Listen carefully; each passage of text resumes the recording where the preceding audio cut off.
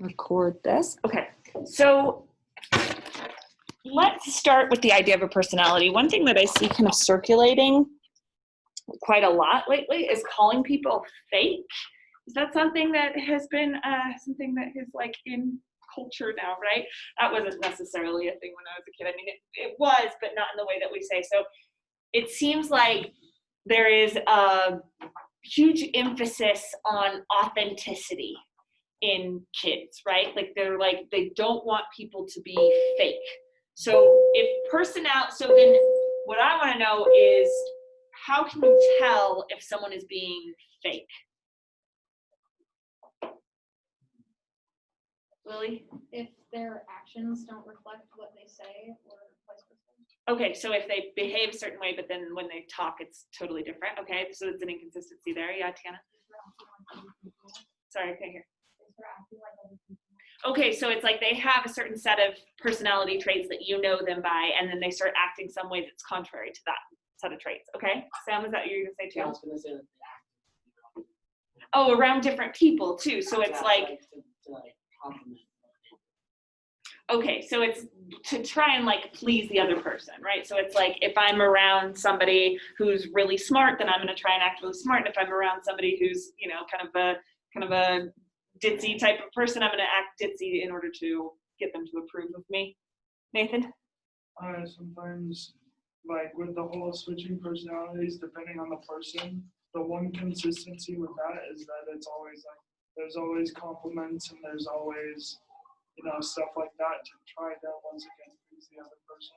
Okay, so it's like kind of full of then flattery that isn't necessarily honest. Okay, so I'm a different person when I am in class versus when I am at home, right? A totally different person. You don't know all of me unless you like know all of these different settings. And yet when I'm at home, like my husband doesn't know teacher version of me. You guys don't know at home version of me. My friends don't know just me with my husband version of me. And I'm telling you, they are very different people. Like I behave differently. So does that mean that I'm a fake person, Christiane? No, it means you have different comfort levels around certain people. Okay, so it's like a comfort level thing, right? What if I have different opinions in those different settings? Would that make me fake? Yes. Okay, so it's not necessarily the different gestures that we make then that make us fake, but the actually changing our point of view in different scenarios. Okay, and I think that's what Nick is sort of getting at here, which is that personality is not, personality, in order for it to be considered successful, for it to be considered authentic, it's got to be consistent in some way. And you can have these different levels of how you're behaving, but as long as it's all consistent around a certain core being that you have, then we're going to see it as being like a successful personality. That's kind of what Nick is getting at here, right? So what did you guys say for personality? Combination of characteristics or qualities that form an individual definitive of their character, right? An individual's definite character. Definitive character. This one, it's distinctness. Qualities that make a person unique and distinct and not an animal. It's all the little things you do to show other people who you are. There are infinite personalities because there are many combinations of little gestures. All right, so what we seem to be pointing out here in both of them is that a personality is complex, that it's nuanced, but that it's, in order to be considered like a real personality, it's got to have consistency. Yeah? Okay. So then we say if it is this thing, unbroken series of successful gestures. So let me see what you guys said about gestures. Defined as, what does that say? Oh, that's courteous. Courteous formality to gain favor. Reminds me of Emperor Palpatine. Could this suggest a dark interest behind it? It's never ending needing to please. Okay, for this side of the board, why are you thinking of gestures in this like inauthentic way then? Because we said if a personality is successful, it means it's authentic. So why do gestures seem inauthentic, that word? Sam? Because right now we're talking about like his personality and just the sense of like the way that he seems to be focusing on a personality, the gestures are there to please somebody, so they're inauthentic. Okay, and I like how you're saying it's focusing on his own, it's like he's focusing on his own personality, right? And so because he has this intent, it seems inauthentic. It seems like a personality should be something that just comes naturally. Emmeline? So I don't really know where to write this on the board, otherwise I would have. Okay. But for gestures, they're like a voluntary kind of thing, and they have like a purpose behind Okay, so they're Um, purposeful and intentional. it. Yeah, so like they usually have a motive for why you're making this gesture. Either like it's to please someone, to make up for something bad you did. Like a gesture has like a motivation. Okay, and so in that way, it feels like superficial to you guys, like Emperor Palpatine for some reason. Explain the Emperor Palpatine connection to me. Okay, that was me. All right. I'm trying to figure out how to phrase this. The way I was thinking about it, Emperor Palpatine kind of the way he works, he orchestrates the war on both sides, so he has dirt on both sides. And that kind of reminded me of this. The motive behind it was like a darker motive just to get dirt on people so that he could use it later on. So Okay. he's just two completely different faces. So he could all just like switch at one point and then you'd pretty much be doomed because he has all this dirt on you from all the stuff he's done for you. Okay, let me ask this side of the room then. Can you have a personality full of gestures that is a positive thing? Can you have an intention for your personality to become better? Yeah.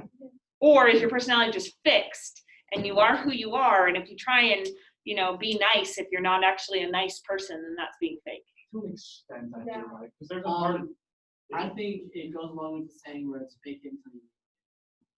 Oh, so you're That's fake it. until it becomes authentic? So sometimes being fake isn't always purely a bad thing, because you can be fake until it's authentic. Okay.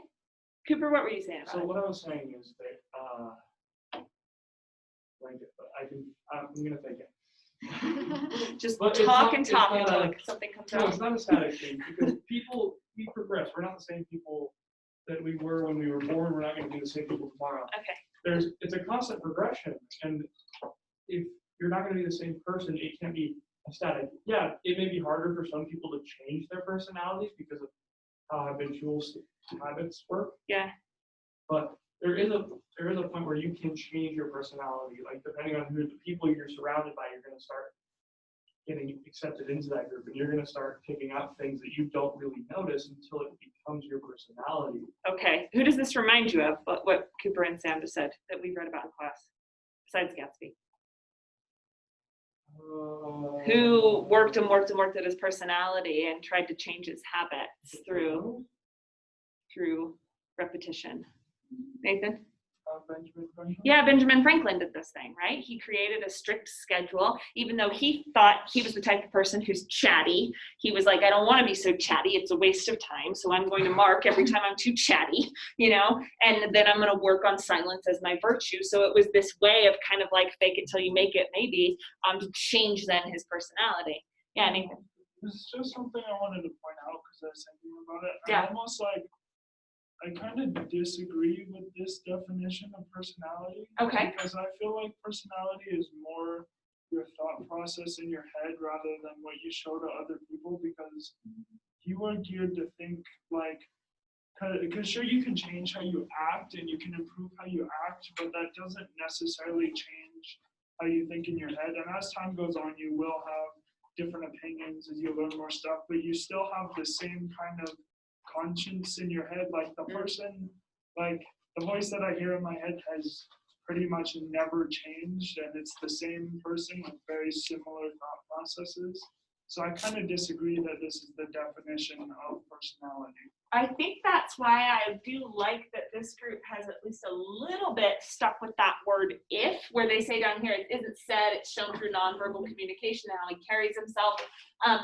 It seems like they are thinking about how this phrase is conditional. So Nick here is saying if personality is a series of successful gestures. That doesn't mean that we have to accept what his version of personality is. He's just saying, if we are going to say that someone is authentic, that they have a coherent personality, and we say that that is a series of unbroken series of successful gestures, then Gatsby succeeds, right? but we're not thinking about the interior Gatsby. We're thinking of the gestures. So gestures are like, you know, exterior. They're me. No, just kidding. Didn't do that. They're me making hand motions, and they're me, you know, talking with my hands, right? But gestures are also can be like things like just you give a gesture of kindness. What does that mean when you gesture in that way? Show a gesture of kindness, or this is a gesture of kindness, Cooper. So I read a little bit ahead, Okay. but it's kind of like when Gatsby invites Nick to the party Oh wait, yeah. as a sense No, of you're not. message. Wasn't that the third chapter? Was it third or is that? Yeah, you're right. Yeah. But he invites Nick over to the party because he's been neighbors with him for forever and Good. they never like talked at all. Okay, so it's like this welcoming Yeah. gesture then. Is that different? I mean, that's different than a hand motion. How would we define that kind of gesture? I don't know either. You gotta help me out, Nathan. It's something, because usually hand gestures are like, what, like they are paired with what you're thinking or saying. Yeah. So I think it's kind of like a visual representation of what you're saying or thinking. Okay, I love that. And what you risk though with a gesture is like a gesture of kindness might not mean that the person is actually feeling kindly towards you. It's just a gesture. So there's still that like kind of surface level idea, right? What did you guys say about Unbroken Series? He's not stopping until he dies, working himself to death. Interesting. Unbroken Series over here, we've got this connection between things that I'd like to come back to. Never-ending change, needing to please. Makes him seem, okay, tell me a little bit more about Unbroken Series. Why is it important that it's unbroken? Couldn't he say a continual series? Like, why does he bring up the fact that it's broken too? Yeah, Tiana, what were you gonna say before that? Oh, well, I was just gonna say that it's supposed to be like unbroken, Yeah. like uninterrupted, like, so it's not fake, so it keeps going. Yes, exactly. So it's a consistency thing, right? So even if you are a totally fake person, whatever that means, and you're actually very mean inside, but on the outside, you gesture kindness the whole time, then as long as that's consistent, we'll see that as your personality, and that would make it successful. It's unbroken. But as soon as you break and something comes through and you say something nasty to someone, I'm thinking of the movie Emma that I just watched. Have you guys seen Emma yet? She says she's like nice the whole time, and then she's at a picnic one day and she says something nasty like about a lady being so boring that she can't stand her. And suddenly that real personality comes forth, and then it's no longer successful. Think of the energy that takes to maintain that. Is anyone doing it right now? Don't reveal yourselves. Serial killer on the inside, normal, everyday teacher on the outside. It would take so much energy to maintain that level of deception, right? An unbroken series. But I think it's really important that he doesn't say a continual series. He says unbroken, which kind of like hints at the possibility of it breaking at any moment, the fragility of that kind of a personality. Yeah, Cooper. And yeah, it takes a whole lot of freaking effort to do that because you're living a constant lie. Yeah. Like, and it's not just like, oh, I'm a serial killer on the inside. No, it deals with a whole level of emotions. There's different faces people show, and that comes with a whole lot of different things and like your level of comfort. Yeah. So if you break that with somebody, it's a shock because, and it's almost more effort sometimes to hold that fake personality than it is to just expose yourself. Yeah, definitely. Like it is really hard. I'm gonna say here, it's really hard not to swear sometimes in class because I swear like a sailor on my own. And it is really hard to hold that back. It's not professional and it's probably not moral to swear in the position that I'm in. So I have to hold that back. And it's hard and sometimes it breaks, and when it does, it's bad. Right? Because it comes as like a shock. If I had just been swearing the whole time, that's just like, oh, that's her, you know? But if it breaks through, it becomes like, it's almost like a betrayal sometimes to people. Be like, I remember every time my teacher swore in class, actually. So if I ever want something to stick, I'll just like drop an F word. And, you know, I'm just kidding. Nathan? I think kind of maintaining, like, because we're talking about how personality, like if you have a quote unquote successful personality, you do not break to anyone. I think that's why he's saying that there's something gorgeous, is because that's practically impossible to not break to a singular person.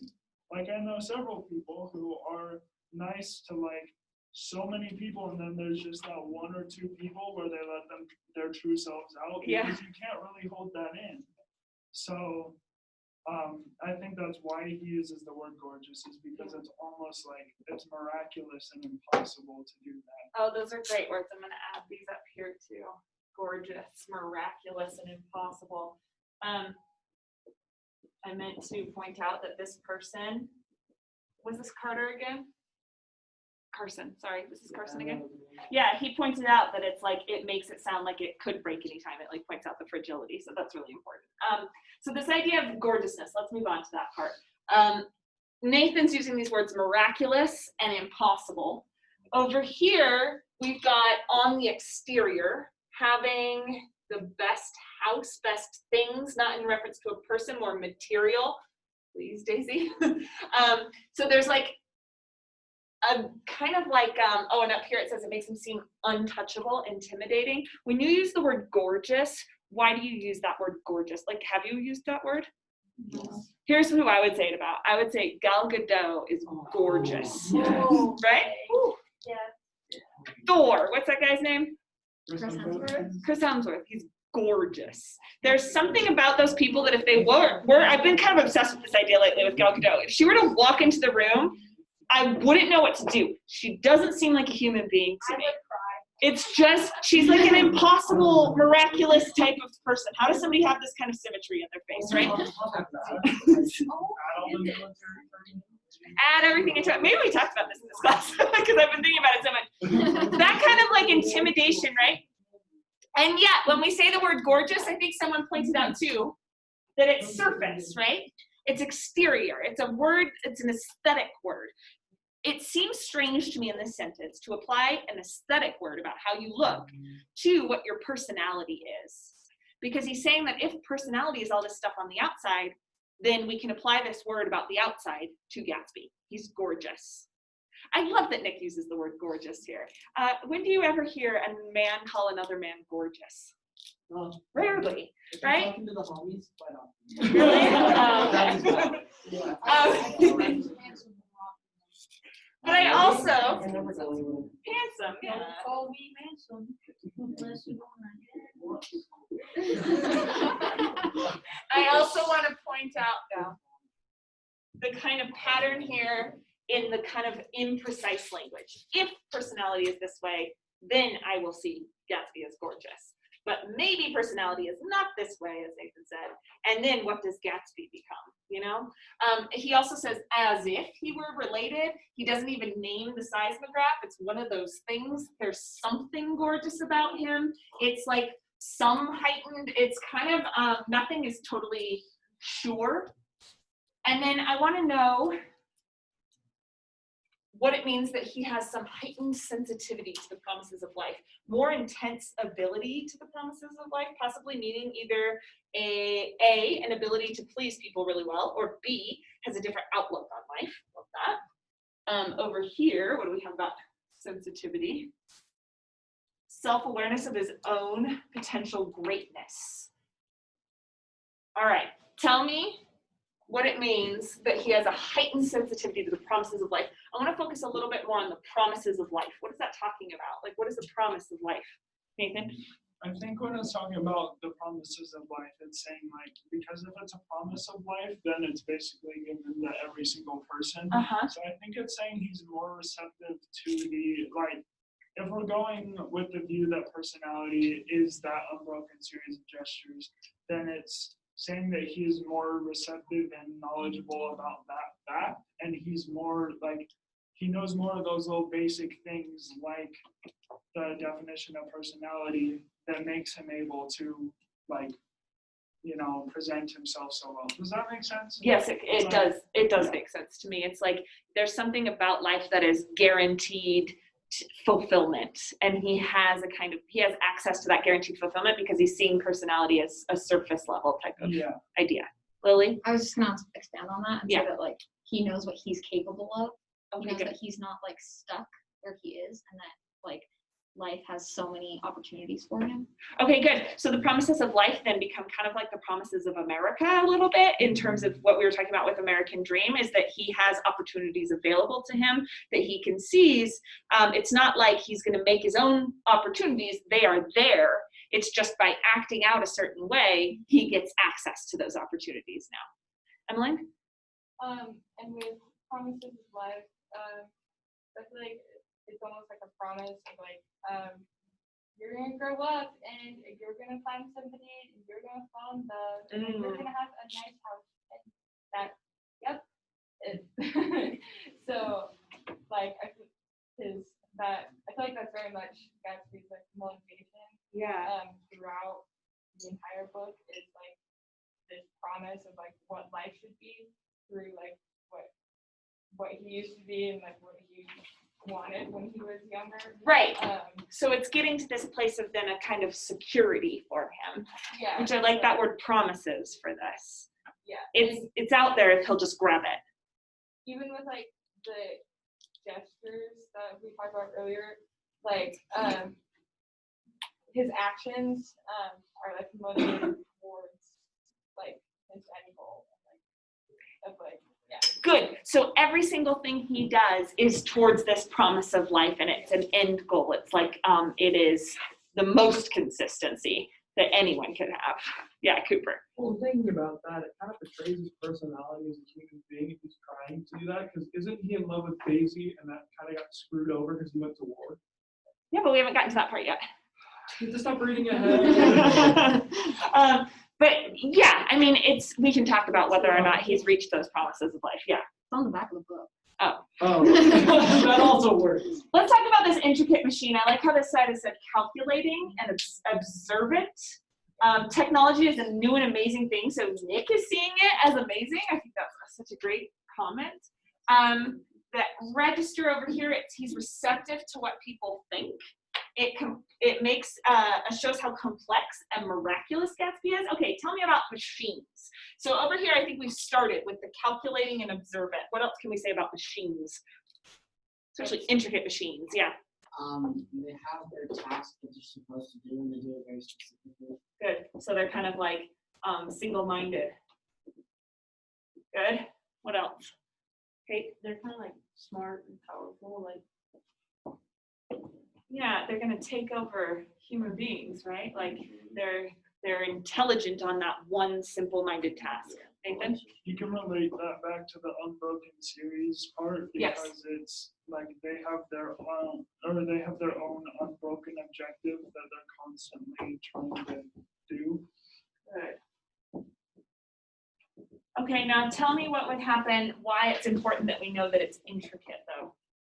Maddie? I feel like that suggests there's a lot to him that just works together. Yeah, good. Works together. He's complicated. Someone already said that, but I'll write it down here. Complex. There it is. Yeah, Cooper. Looking at the time frame, it was only recently that interchangeable parts had even been implemented and introduced. So everything used to be handmade and very specific to the machine. So Good. going along with that, Gatsby is really just, he's very unique. He's very different. It's very much him. It's intricate. It all works together, but it's not going to work with somebody else. Good. So he's singular and single-minded. Singular in the terms of the like unique. Enoch? I think intricate also means it can break easily. Yeah. Imagine one of these gears breaks, then what happens to the entire machine? So it also can be very fragile. Right? It's predictable until it isn't, and it completely breaks down. And this is a machine that registers earthquakes very far away. So it's like foreshadows events happening outside of Gatsby's control, disruption in other people's lives, pattern of his placement in society is ever changing. Let's see. How they need for earthquakes over here. The orange one. This one implies that Gatsby is far more than he appears. He can handle things far greater than his own self. So tell me about this idea that it's foreshadowing like events happening outside his control. Tell me about why it's like a natural disaster that we're focusing on. Emmeline, no spoilers. Yeah, that's why I was hesitant to raise my hand. Yeah, so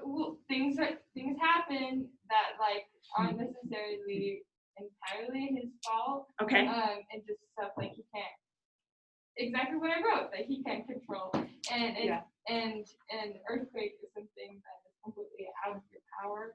There's not like a cause or like you don't accidentally step on the sidewalk and then it causes an entire earthquake or anything Right. like that. Right. Yeah, so it's something that can severely alter a state, but like is outside. So the first part of this sentence is 100% about control. It's about controlling every single gesture to maintain a consistent personality. And then the second part of the sentence is like, he's like a machine. He's like a machine that is registering things that are fully outside of his control that threaten, because it is so intricate, to undo the machine itself, right? Yeah, Christiane. It's also impossible to predict an earthquake. Yes, so the fact that it is an earthquake, it's registering it, but it has already started, right? It's not like it's predicting the thing. You can't like plan for this thing. It is going to hit you no matter what you do, and all you can do is know that it's coming, right? Or know that it's there. Not even that it's coming, it's more immediate. Anything else you want to say about earthquakes? I think this sentence pretty much sums up the book. I think if you understand this sentence, then you understand Nick's feelings about Gatsby. You understand what's going to happen to Gatsby. You can predict. You know sort of what Nick admires and what he dislikes in Gatsby, and how Gatsby connects to being like an American. Of course, you don't really get that until after you finish the book, and then you can look back and see all those themes in this one sentence. But the sentence is amazing. Lots of sentences in Gatsby so far, have you noticed this, are amazing. They are shoved with meaning, every single sentence in this book, and it makes it kind of difficult to get into the writing voice sometimes. Because when you start this book, it is deceptively simple. Like you think, oh, I get it. Like he's at college, he's got a dad, and here Gatsby comes along, he's rich, there's parties, everybody's drinking, right? But then if you slow down and look at every single sentence, there is there's complexity packed into every one. So I want to make a list so far in the first 3 chapters of this book. By the way, who do we think won the annotations contest? I think it was this side. I'm sorry. Okay. Race you guys.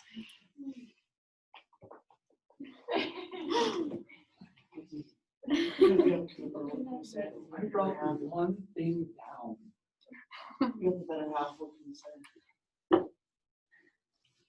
Okay, I want to make a list of different topics that you think this book is covering so far. I'll start. American Dream. I think the book is thinking about that topic. I think the book is thinking about the aristocracy. And that's why I had the prompt about that. What else is this book thinking about so far? I'm gonna keep adding. I think it's thinking about gender. What other topics do you think this book is thinking about so far in the first 3 chapters? Like role in society. Yeah, so like a kind of hierarchy or role.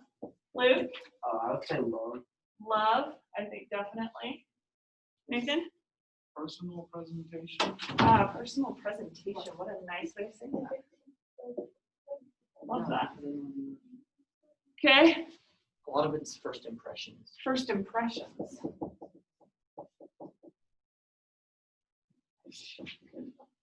Okay, what else? Yeah, Tiana? Judgment. Judgment. Okay. Yeah, Lily's Kind of adds to love, but obsession. obsession. Yeah, different than love. Okay. About alcoholism. Just put alcohol as a topic.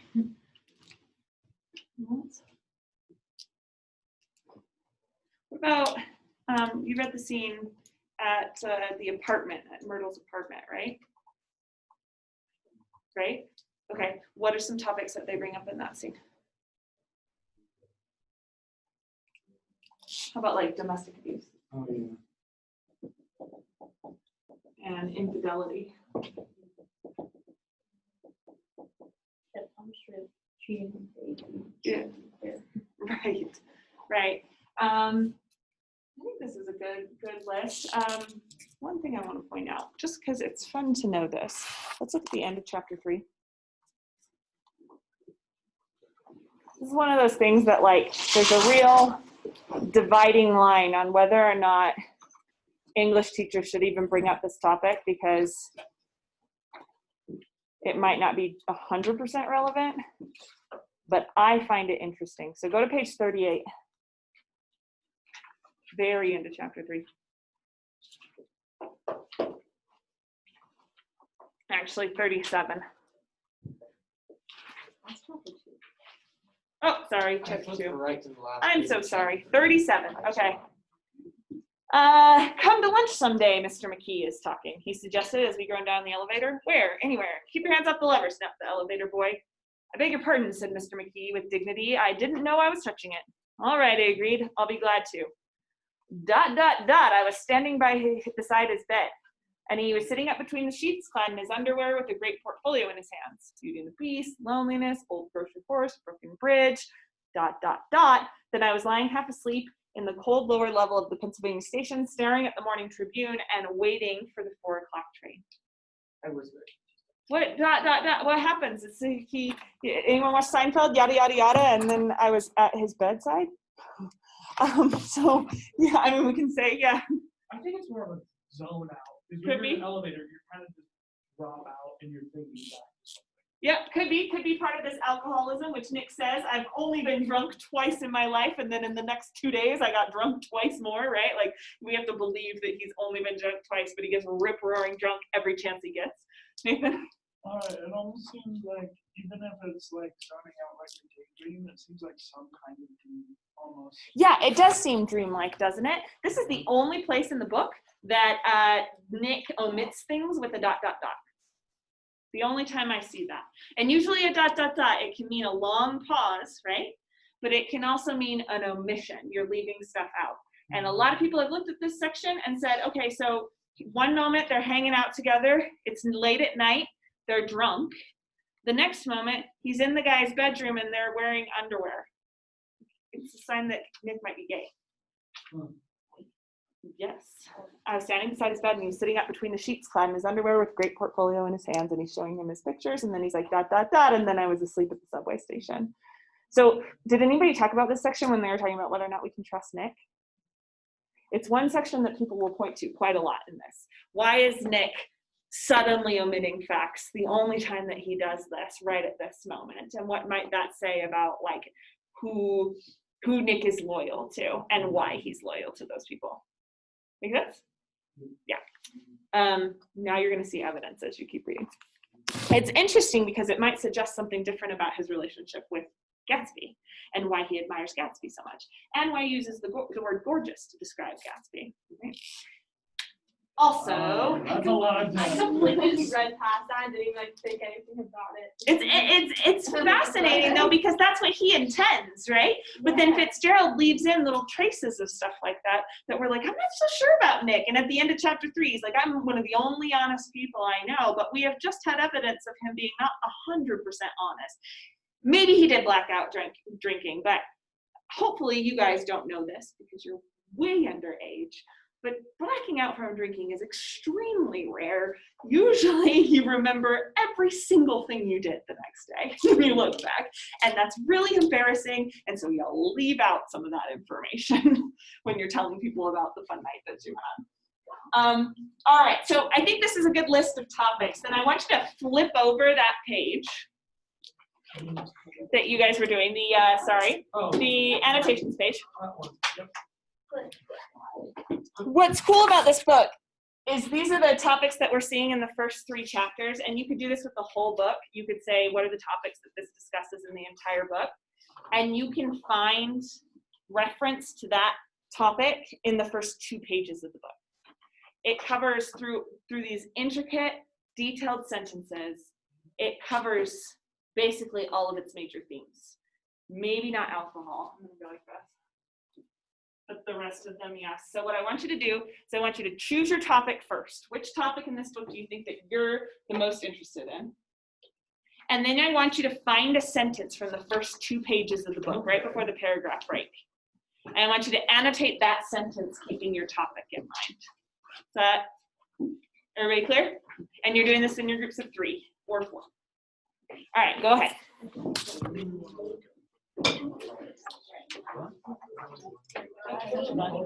Yeah.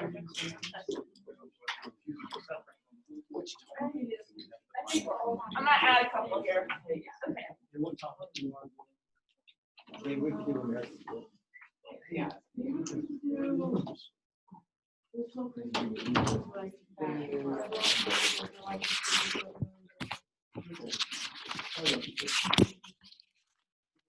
First 2 pages, right? Secret Greece, a wild unknown. And he's like,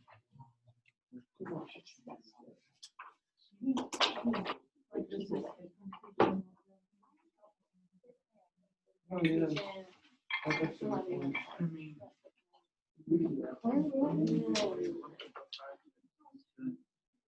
like, thinking about this thing. So there you go. Andrew, I'm gonna have you join this group up here with Grace and Aiden.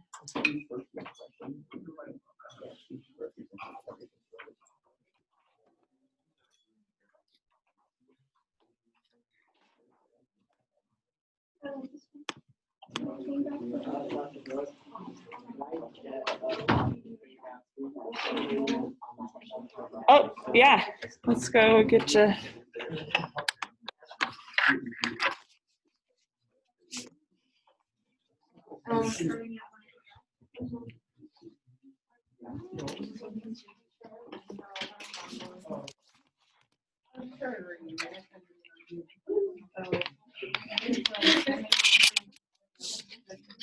Yeah.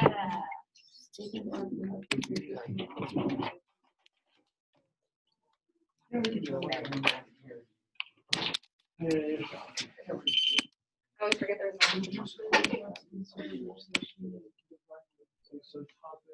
Okay, what's your student ID?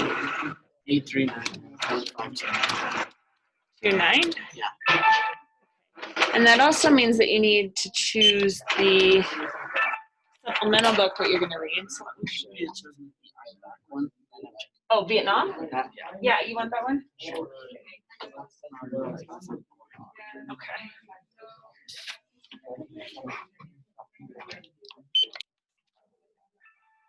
There you go.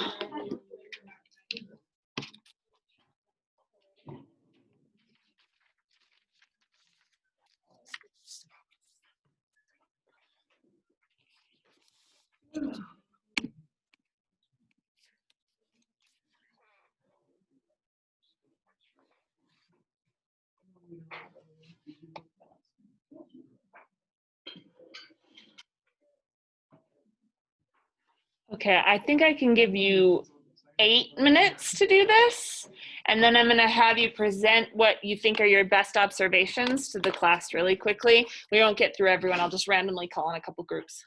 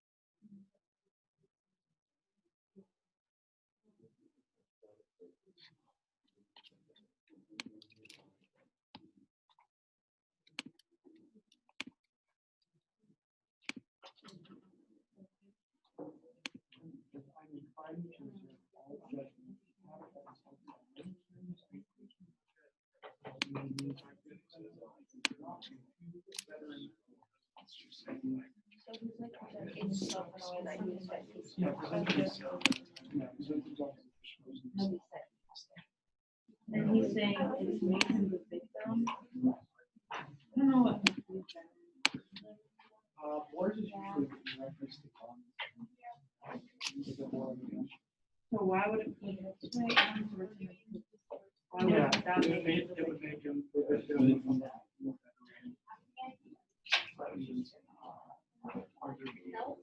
I'm gonna take it as a one person, open-minded person in this age. There are people who. So we start trying to kind of going against their word. And that kind of gives them some.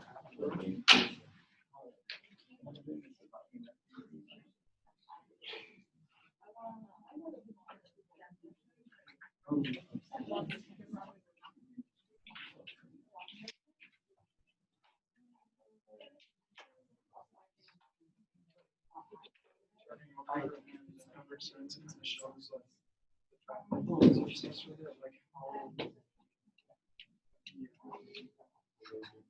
Okay.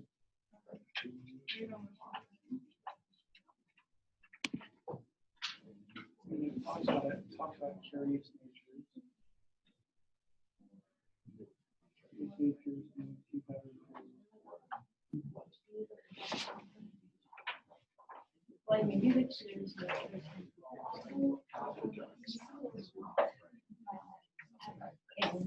entire relationship.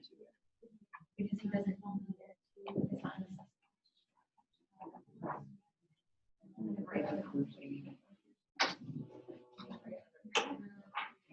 necessary.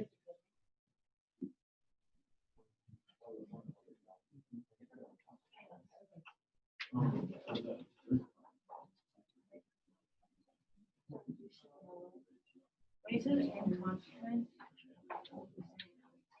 he didn't choose to, it just happened.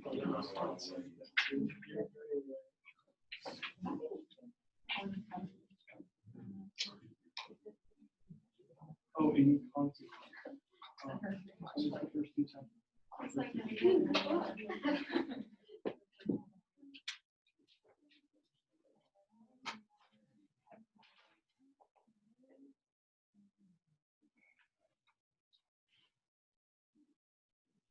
Oh, and that's in relation to his father.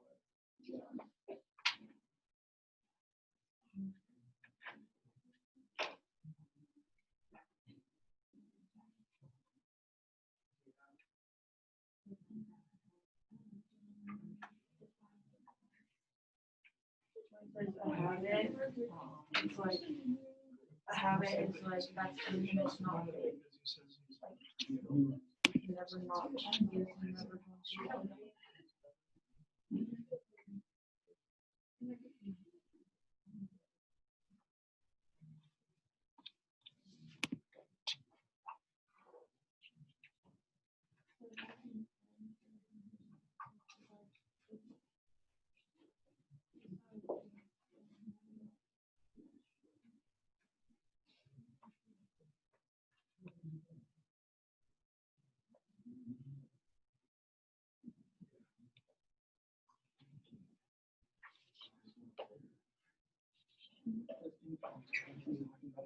Positive thing. When he says positive, I think that's so. I think positive activity should be because of this inconsequence. It has a negative.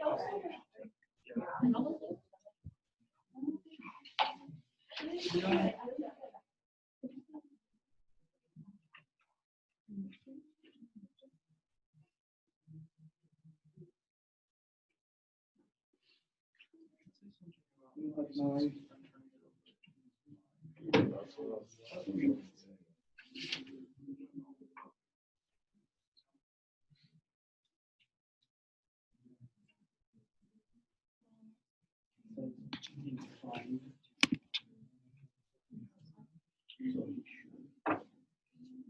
Saying you should, like you make a suggestion.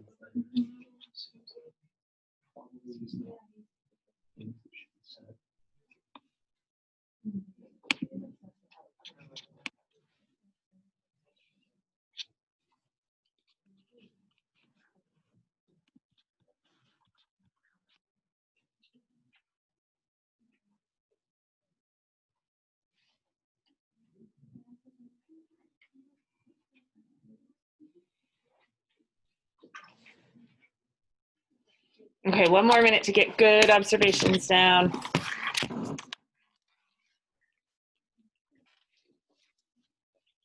Yeah, inclined is like you do it.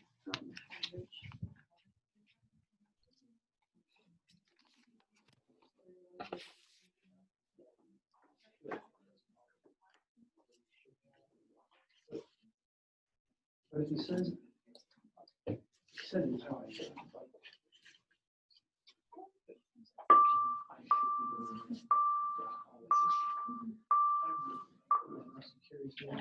Oh, so it wasn't a drill this morning?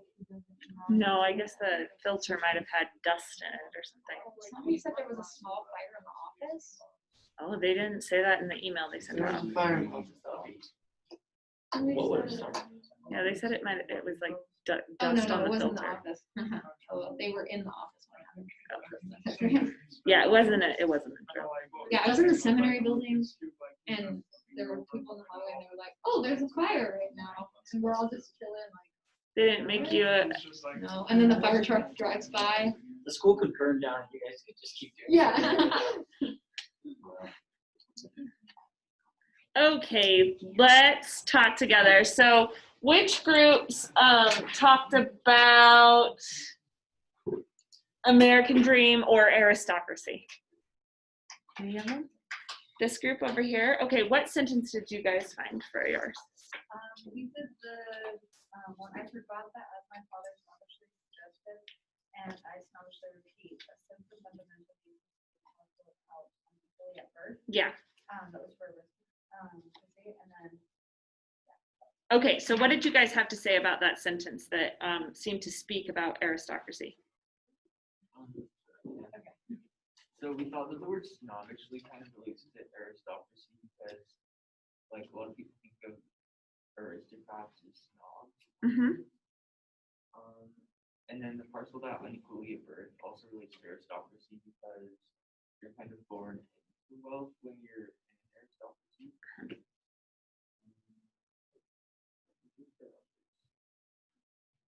Did you guys say anything about the word decencies? What does that mean? Fundamental decencies. So we wrote that, like, because they're rich, they can't really care for like everybody else. They can't like have those decencies. You're like, we're caring for others, I guess. He's kind of almost saying the opposite, actually. I think he's saying, here's what he's saying. Okay, so the first part of this book, he's talking about how whenever you feel like criticizing someone, my dad said, just remember that all the people in this world haven't had the advantages you've had. So in that instance, he's clearly talking about money. Not everybody has as much wealth as you have, and so don't judge people too harshly, right? And then we get to this part and he says, my father snobbishly suggested, and I snobbishly repeat, a sense of the fundamental decencies is parceled out differently at birth, right? Out unequally at birth. So he moves from advantages into decencies. And what that suggests is that at the beginning, when he's talking about wealth, he's saying, yeah, people are born, some people are born rich, some people are born poor, and that causes us to behave in different ways, right? And then here he says, I reserve judgments because I know, because I was born with wealth, I was also born with higher morals. Kind of that idea. I have had the opportunity to develop my decencies, my morals, my ethics, right? Whereas other people haven't had that opportunity, that advantage, so I'm going to reserve judgment of them. Okay, so when he says snobbishly, then I think you're absolutely right. That's a really snobbish idea, isn't it? And yet here he's presenting it as being like so humble. Like, how does he get away with doing that? Because he's rich. No, it's totally that, right? Like he's in this position of privilege where he can kind of have this kind of false humility about him. Like, I don't judge people because I'm so much better than them that it wouldn't be fair to judge them. Right? That's kind of the idea here. The other thing that's really important here is that right from the very first sentence, he acknowledges that there are differences in hierarchies in society, right? Did anybody do hierarchy for their topic? or power structure. Okay.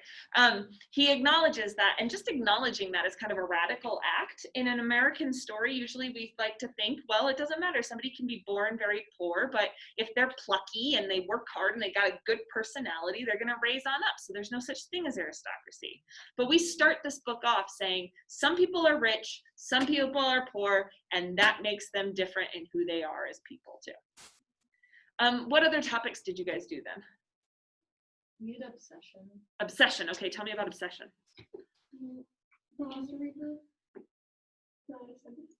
Which sentence is it? Yeah. When I came back from the East last autumn, I felt that I wanted the world to be uniform and I was sort of moral attention forever. I wanted no more righteous excursions with privilege blends into the kingdom. Okay, good. So why is this a kind of obsession? He mentioned that he made it personal by saying felt and wanted so many times. Mm-hmm. And he mentioned uniform. It shows that he was obsessed with the idea of having like a big world, peace, and just like a slower pace. Yeah, good. So this is him narrating after the events of this book happen, right? This will be a good place to stop because it kind of shows us some foreshadowing. He's narrating after whatever happens in this book, and he comes back home to the Midwest where he's from, and he's thinking and he's saying, I just wish everything was uniform, the same. Everything was at a kind of moral attention. I don't want any more riotous excursions, and I don't want any more privileged glimpses into the human heart. So what does this foreshadow about what's going to happen? Because it immediately starts talking about Gatsby. So what does this foreshadow about what's going to happen with Gatsby for those of you who haven't read it? Something crazy is going to happen with Gatsby, right? It's going to be riotous, meaning it's going to be out of control and unpredictable, the opposite of what we said Gatsby was. And it's going to offer us a privileged glimpse into the human heart. If personality is a series of unbroken gestures, we're going to get beyond that. And we're going to see a glimpse into the heart, what Nathan was suggesting personality actually is. And it's going to be something we want to escape from, that we don't want to confront. Okay, you're just reading chapter 4 for next time. It's very short. Actually, I think it's the same length as all the other chapters, which is about 20 pages. And then there is a response that you are going to write. Did everybody write the chapter 1 through 3 response? I knew you would. Okay, then chapter 4, I don't remember what it's about, but yeah, you're writing that one. I want your annotation papers, yes. And then Eli, if you take a picture of your annotation paper, and I'm going to open up the Canvas assignment for you. Give me like 5 minutes to open it up, and then you'll be able to submit it. Actually, I can do it really quick.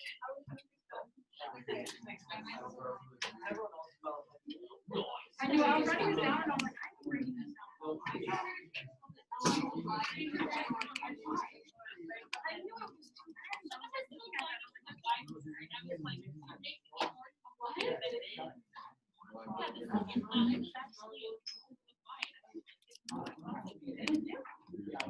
Okay, Eli, it's open for you. No, it's not. Now it is, if you want to submit that picture of your annotation work. Thank you. All right, let's clean these desks.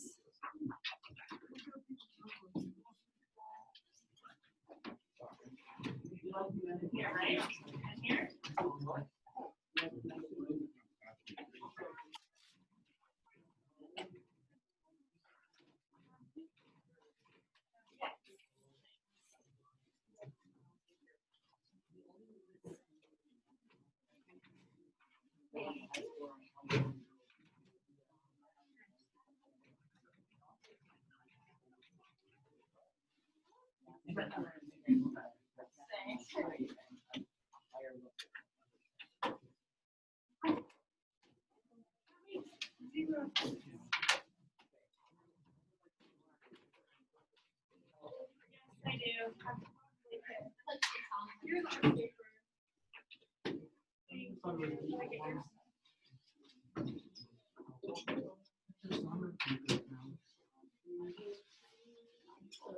When your desk is ready to go. Thank you. Thank you. See ya.